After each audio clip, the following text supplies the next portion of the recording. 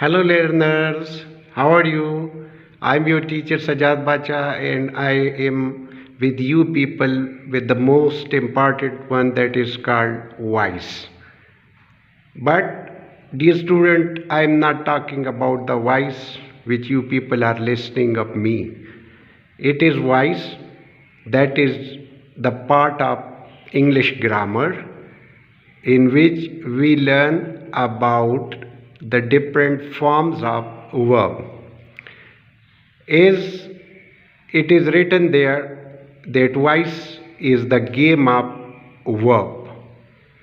The game of verb means that verb has four forms: V1, V2, V3 and V4. There are two main kinds of voices in English. One is called active voice and the other is called passive voice. Active voice is that voice or that form of the verb which represents that the subject has performed an action against object.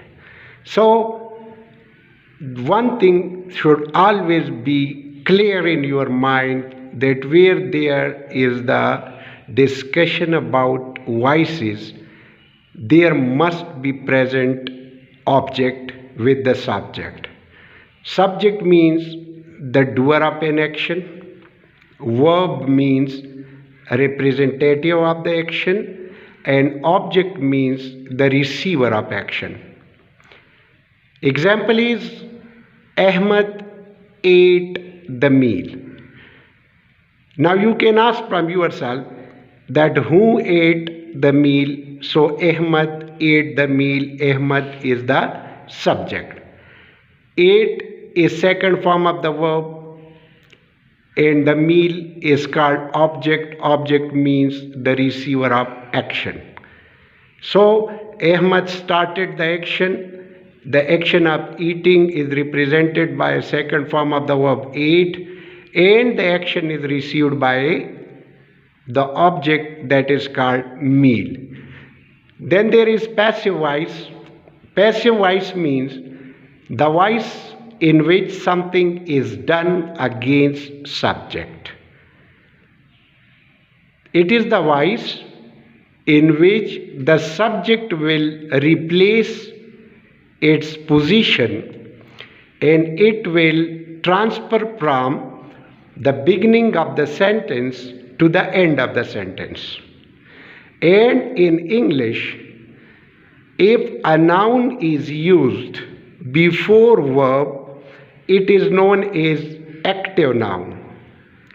And when a noun is used after the main verb, then it is called passive noun.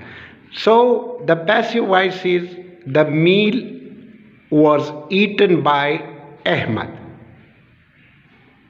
Dear students, let me tell you that verbs are having three forms. Which one? That is known as V1. V1 in active voice is used for present simple and the structure is subject V1 plus object. If the subject is singular, there will be used only V1 and object. But if the subject is singular, then we will go for the addition of es or s with the verb. For example, she sings a song. She is singular, so there is the addition of s with the verb sings. Then there is V2. V2 second form of the verb which is used in past simple and the structure is subject plus V2 plus object. Example is she sang a song. V3 is used in perfect tense. Perfect tense means present perfect where the structure is subject plus has divided by have plus V3 plus object. She has eaten the meal. Dear students, you must have to remember that in perfect tense, subject when singular, we go for the use of has as helping verb, and if the subject is plural, we go for the use of have with third form of the verb. It is called perfect because the action has been completed. Then there is V1 plus ing, that is called progressive or continuous form. So in perfect and progressive, there must be present helping verb. Without helping verb, no continuous is possible and no perfect tense is possible. While in present simple and past simple, there is not present helping verb. There we go for the use of borrowed helping verb, which are known as does, do, and did. Now come to the voices. Again, that in voices there is always used transitive verb. You know that main verb is having two major types. One is called transitive and the other is called intransitive. The word transitive means passing over. Passing over means when the action starts with the subject, the verb represents the action and the object receives the action from the verb, so that verb is called transitive.